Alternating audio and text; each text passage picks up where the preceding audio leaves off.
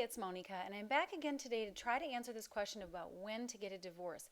In a previous video that I did, I suggested that if you've been using some marriage-saving techniques for 90 days or more without any movement, or if you're dealing with significant personality disorders, deal breakers, or mutually exclusive life dreams, then those would be some appropriate times to consider getting a divorce.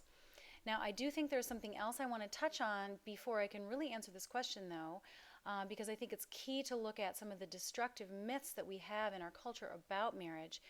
If we're being guided by these myths, we can make a decision to get a divorce and then later on regret it. So I want to be able to touch on this topic of the 4 top myths that we have about marriage that will lead us down the wrong path. The 4 false premises, I should say, from which to make the decision about divorce. So be aware of these top 4 myths.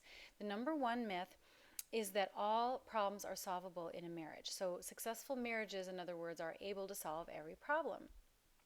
Now, we know from the research that this is not true, and in fact, most successful couples have at least one problem that they've never been able to solve that's been there from the beginning of their relationship.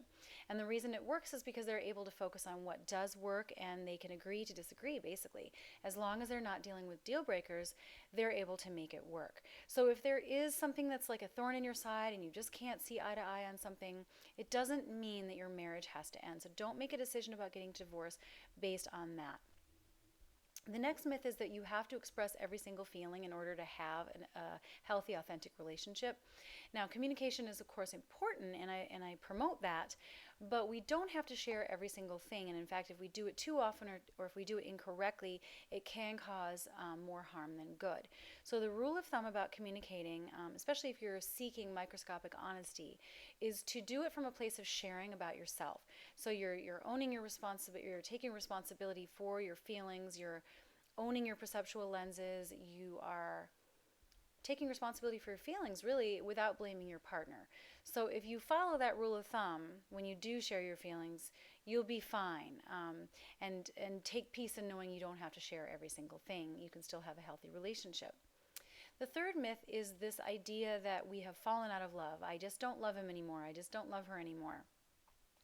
This is usually a myth. Now, love is not something that just exists in and of itself, that just sweeps us away and keeps us there until the end of a marriage. Successful marriages actually take action, so they behave as if, or they do the things that they did when they were in love to create those feelings. So when the magic fades, actions transform consciousness. Actions will transform our feelings. The truth is that most couples go in and out of love throughout the course of a marriage. So don't let that trip you up if right now you're feeling like you're just not that in love, or if your partner thinks it's a problem too.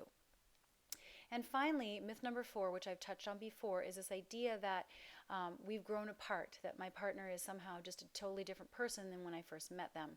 90% of the time, this is not true.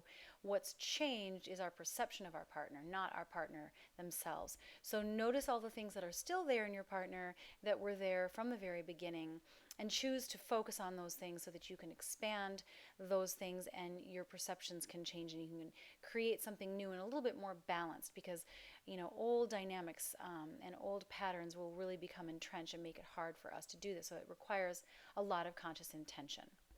So not to be glib about this question, when to get a divorce, but I think that you can't really answer this question until you have completely let go of these myths, until you've shifted your paradigm to include a more realistic and balanced view of marriage, which, let's face it, really takes us outside of our comfort zone. Do not make a decision to get a divorce based on these 4 myths. Now, if you need any more advice, or if you have any other questions, please check out my blog or email me. I always email back. I hope this is helpful, and I look forward to seeing you next time.